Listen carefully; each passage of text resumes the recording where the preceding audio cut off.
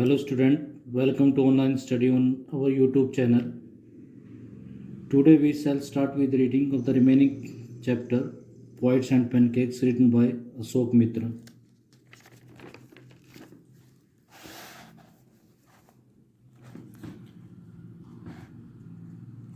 He always had work for somebody. उसके पास हमेशा किसी न किसी के लिए काम होगा तथा ही मतलब यहाँ पर सुब्बू के लिए है। सुब्बू के बारे में यहाँ पर डिस्कशन चला हुआ है। He could never do things on his own, वो कभी अपने आप काम नहीं किया करता था, but his sense of loyalty made him identify himself with his principal completely. लेकिन उसकी जो लॉयल्टी के जो सेंस थी वो वफादार था। मेड हिम आइडेंटिफाई हिमसेल्फ, उसने अपने आप को कनेक्ट कर लिया। आइडेंटिफाई का मतलब होता है connect with his principal. Principal means होता है बॉस। कंप्लीटली उसने अपने आप को मतलब वो लॉयल था अपने बॉस के प्रति। काम कुछ नहीं करता था लेकिन लॉयल्टी थी, तो अपने बॉस के साथ कनेक्ट हो गया। And turn his entire creativity to his principal's adventure, और जितनी भी एक्टिविटी वो किया करता था अपने बॉस के फायदे के लिए। He was tailor made for films, वो फिल्म के लिए बिल्कुल सुटेबल था। Here was a man who could be inspired when commanded, यानी यहाँ पर एक ऐसा व्यक्ति था जब उसको ऑर्डर दिया जाता वो इंस्पायर्ड हो सकता था, मोटिवेट हो सकता था। The rat fights the tigress under water and kills her but takes pity on the cubs and tends them lovingly. Rat जो है, रैट वो टाइगर्स के साथ अंडर वाटर पानी के अंदर फाइट्स करते हैं एंड किल्स हर, और उसको मार देते हैं। But takes pity on the cubs, लेकिन उसके बच्चों के ऊपर, कप्स मीन्स होते हैं वंस ऑफ टाइगर्स, उनके ऊपर दया कर लेते हैं। टेंट्स देम लविंगली, उनको बड़े प्यार से ट्रीट करते हैं। I do not know how to do the scene, तो मैं नहीं जानता कि ये सीन कैसे करें। The producer would say, producer ऐसी बात कहता। And Subbu would come out with 4 ways of the rat powering infection on his victims of spring. तो उसी समय सुब्बू 4 तरीके उसके पास होते कि रैट किस प्रकार अपने जो उन्होंने जिसको शिकार बना लिया उसके बच्चों के ऊपर वो कैसे लव शो करें। Good, but I am not sure it is effective enough. तो वो फिर वो 4 जो ऑप्शन होते हैं, जो मेथड्स होते हैं, उनको सुनकर प्रोड्यूसर कहता है गुड इनफ, इफेक्टिव है। द प्रोड्यूसर वुड से and in a minute minute Subbu would come out with 14 more alternatives. अगर वो प्रोड्यूसर उससे संतुष्ट ना होता तो सुब्बू और 14 अल्टरनेटिव उसके सामने लेके आता, सब्स्टिट्यूट लेके आता। Film making must have been and was so easy with a man like Subbu around, यानी सुब्बू अगर चारों तरफ हो, आसपास हो, तो फिल्म मेकिंग बिल्कुल ईजी है। And if ever there was a man who gave direction definition to Gemini studio during its golden years it was Subbu, यानी अगर कभी किसी ने डायरेक्शन दी हो, डेफिनेशन दी हो जेमिनी स्टूडियो को इसके गोल्डन ईयर्स में, तो वो सिर्फ सुब्बू ही था। Subbu had a separate identity as a poet, Subbu की एक दूसरी आइडेंटिटी भी थी कि वो एक पोइट था। And though he was certainly capable of more complex and higher forms, वो इससे भी ज़्यादा जटिल कोई चीज़ या उससे भी अच्छी फॉर्म्स के बारे में कैपेबल था, लिख सकता था। He deliberately choose to address his poetry to the masses, तो उसने जानबूझकर अपनी जो पोइट्री लिखने का जो वो था मासिस को एड्रेस किया, मतलब पब्लिक के लिए। He success in films overshadowed and dwarf his literary achievement, तो फिल्म में उसकी जो सक्सेस थी उसने उसकी जो लिटरेरी अचीवमेंट थी, मतलब जो पोइट था वो, उसकी उस अचीवमेंट्स को ओवरशैडो कर दिया, ड्वार्फ कर दिया, छोटा बता दिया, छुपा दिया उसको। Are so his critic felt, ऐसा उसके क्रिटिक्स महसूस करते हैं। He compose several truly original story poems in folk, refrain and diction, and also wrote a sprawling novel, Thilana Mohanambal, with dozen of very deftly etched characters।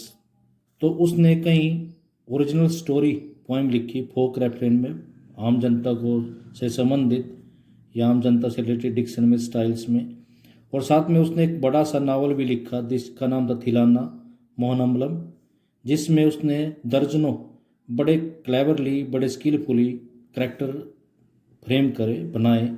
He quite successfully recreated the mood and manner of the devadasis of the early 20th century, उसने बिल्कुल successfully वे में जो 20वीं शताब्दी की जो देवदासी हुआ करती थी उनके मूड को और मैनर को भी अच्छे तरीके से वहाँ पर क्रिएट किया। He was an amazing actor, बड़ा सरप्राइजिंग एक्टर था।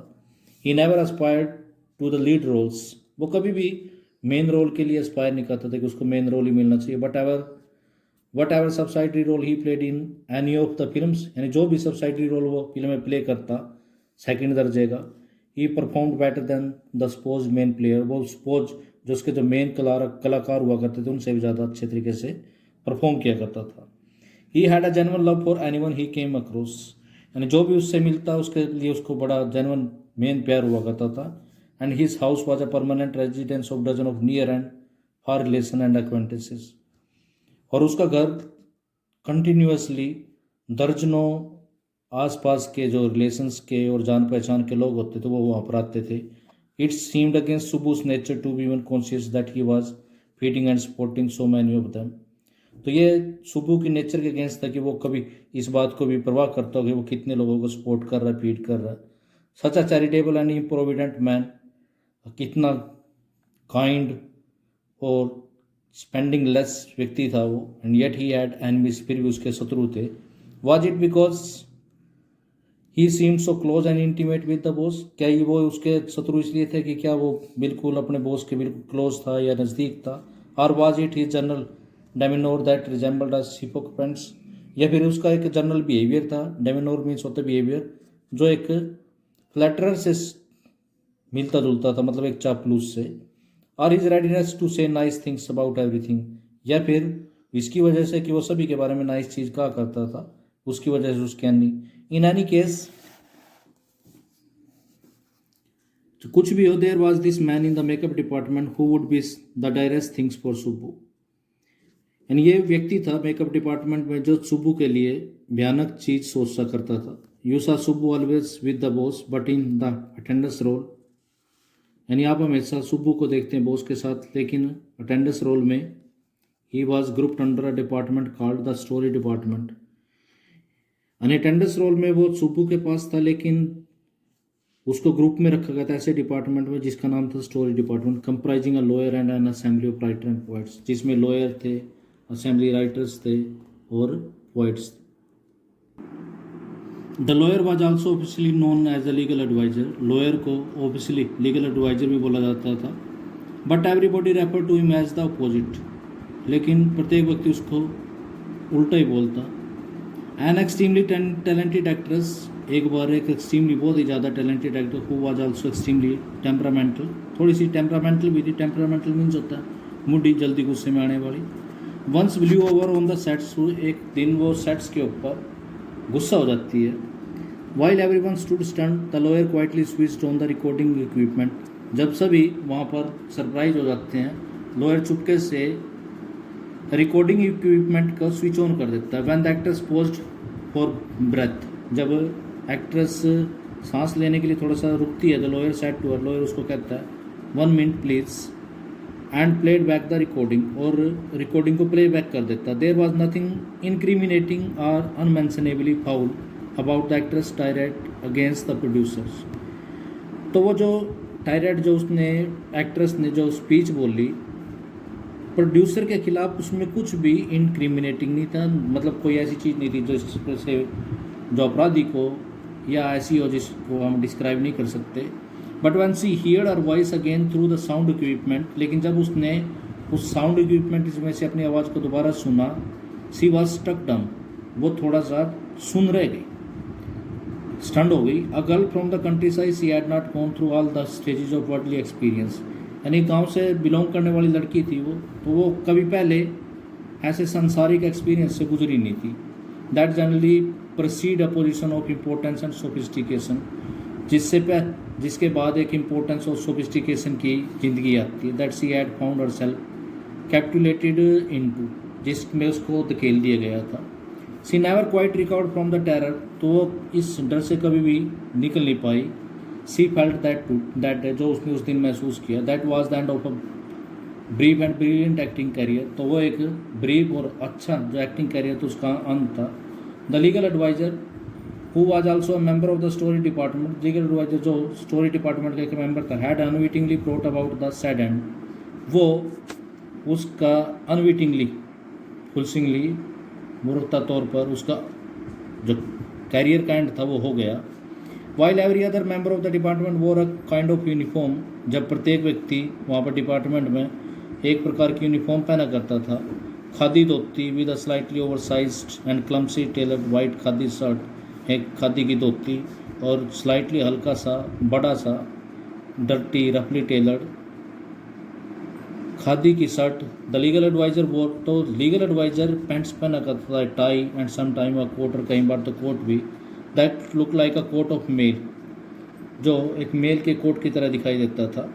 Open he looked alone and helpless, वो हमेशा अकेला helpless, a man of code logic in a crowd of dreamers, यानी एक ऐसा व्यक्ति जो सपने लेने वाली भीड़ में कोल्ड लॉजिक से संबंध रखने वाला व्यक्ति था। A neutral man in an assembly of Gandhites and khadites, यानी एक बिल्कुल निष्पक्ष सा व्यक्ति उन गांधी और खादी पहनने वाले लोगों में, जो गांधी विचारधारा के लोग थे, खादी पहनने वाले जो लोग थे, उनमें से बिल्कुल न्यूट्रल हुआ करता था। Like so many of those who were close to the boss, यानी उन सभी जो बॉस के बिल्कुल नज़दीक थे। He was allowed to produce a film, उसको अलाउ कर दिया गया कि वो फिल्म प्रोड्यूस कर सकता है। एंड